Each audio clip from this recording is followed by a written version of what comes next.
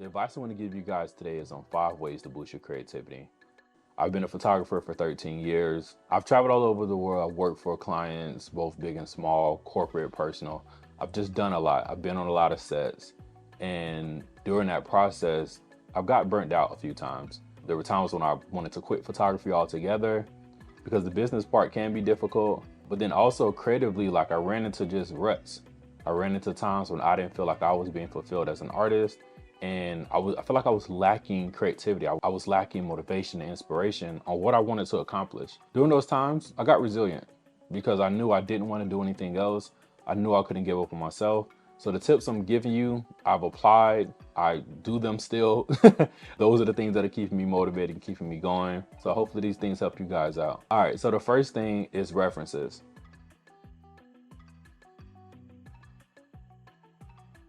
So the first thing has to do with your influences. I spend every day, I would say at least 30 minutes, looking at new concepts, following new photographers, finding new logo designers, finding new illustrators. I'm always looking for inspiration on a continuous basis. So I'm feeding myself things that are really dope so that I can also output dope things. It's definitely one of those scenarios where you are what you eat. Be mindful of what you're consuming. For example, on my Instagram account, I've unfollowed a lot of friends on my business account. I've unfollowed like most of my friends on there because they're not feeding me the type of things that are going to help my business. Yes, they have personal things going on. And so on my personal account, I'm seeing all of those things.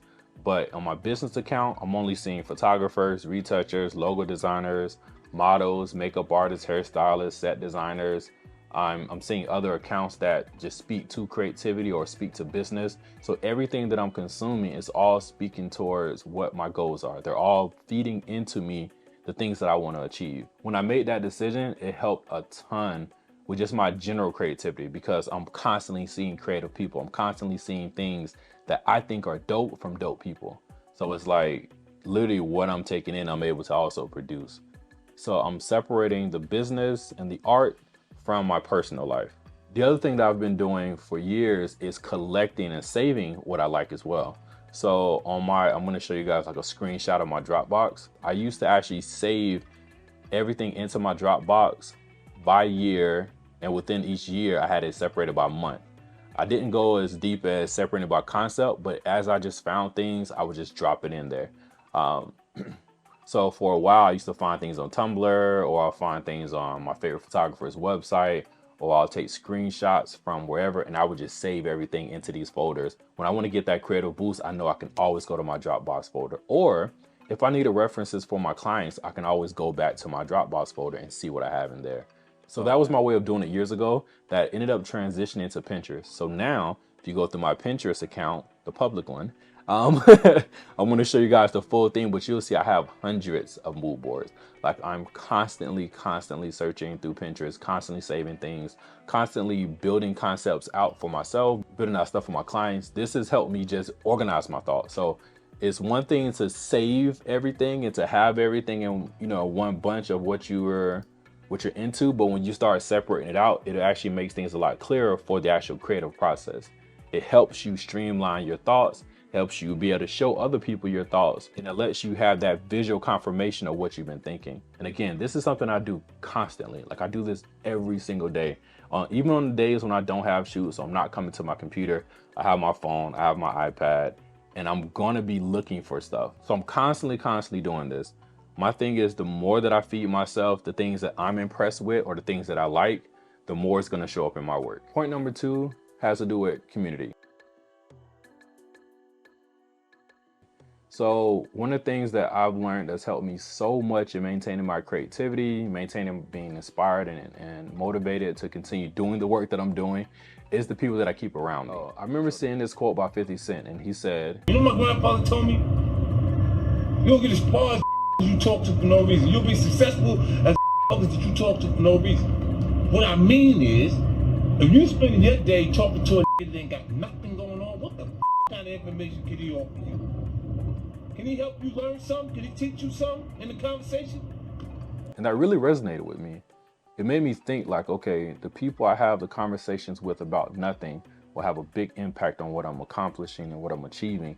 So I started paying more attention to who I was talking to. And they don't have to be conversations specifically about art or business, but when you're talking to like-minded people or people who are already inspired in whatever they're doing, that energy is gonna be transferred to you. That thinking, that mindset is gonna be transferred over to you. I mean, one, it starts at home. Me and my wife talk about my art all the time and my business constantly because, you know, the outcomes from my business and everything I'm doing plays into how our family operates. And I have multiple best friends. I have a very tight circle. So I have multiple best friends who are entrepreneurs, who are creatives themselves, who have businesses surrounding their creativity, who are making a really good living in their entrepreneurship. So those are the kind of people that I'm constantly bouncing my ideas off. I'm having conversations about regular stuff with. Then also like even my business partner slash mentor slash big brother type thing.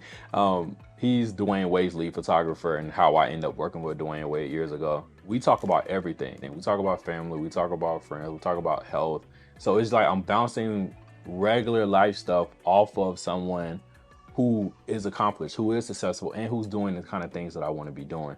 So it's those conversations that really lead you towards staying inspired, staying motivated, and staying creative, because they're pushing you in ways that you may not even know you're being pushed, or they're giving you insight into the things that you're working on from a different perspective. And you know they care about you because they're your friends, they're your family, they're your, you know, they're in your tight circle. You can also diversify. Like online, if I find a new photographer that I think is really dope, I'll reach out to them and just start a conversation, just talking about art, just talking about photography, or talking about whatever piece they just created, because it's just cool to talk sometimes. You never know what kind of gem you may get from it, or maybe you may inspire them. But it's good just to build that relationship and have that energy flowing between you and another creative. I'm not always looking to get something from them, but I just like the fact that we have a bond and we're having a conversation. It can help. Anything can help. If your goal is to be inspired or to be motivated, you will be inspired and find motivation. The third way of boosting your creativity is knowing your why.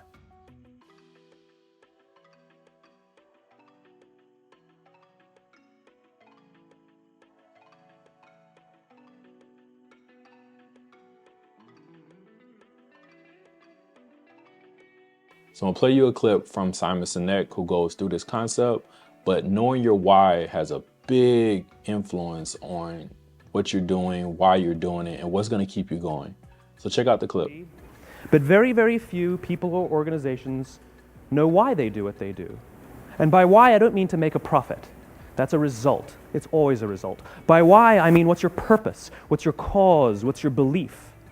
Why does your organization exist? People don't buy what you do, they buy why you do it, and what you do simply serves as the proof of what you believe. Now, so I showed you guys a small clip about the why. Please go watch the rest of it. It's a great TED Talk. Having an understanding of the why really helped me as an artist and helped me stay motivated, helped me stay creative. But when I learned my why, it helped boost everything that I was doing.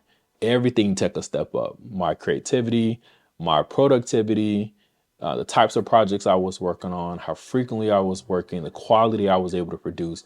Everything took a step up because I understood why I was doing it, and it showed in my work. So knowing your why will help with the creativity. It'll literally make you more intentional. Number 4.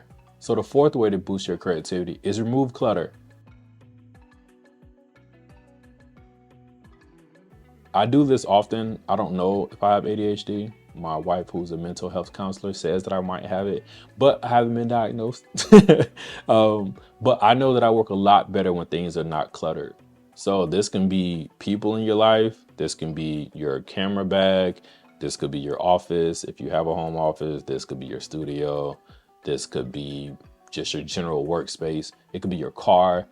Remove clutter. When I feel like something, I don't know the psychology behind it, but I just know from my personal experience and what I've seen over my 13 years of being a professional photographer, that when things are decluttered, everything works a little bit better. My 5th piece of advice on how to boost your creativity is to make multiple iterations of your projects. So sometimes that may be finishing an edit, looking at it and deciding to scrap the whole thing and start over again. That could mean working on an edit, especially if you struggle with it or it wasn't a very inspired edit. You can tell, you know, those times when you're having a really good edit, like things are flowing, you're just in a good mood, everything's clicking. If it's one of those struggle days, I would finish and then come back and look at it again and probably just do another version of it just so I could compare it to make sure that I didn't lose anything, I didn't forget any steps, and that, you know, the work looks like my work. I can definitely say in my retouching journey, this has been super, super important, because there's been times where like I've made an edit and I love it, and then I look at it a day or two later and I'm like, that looks crazy. Or I look back at it again a few months later and I'm like, wait, my whole style has changed.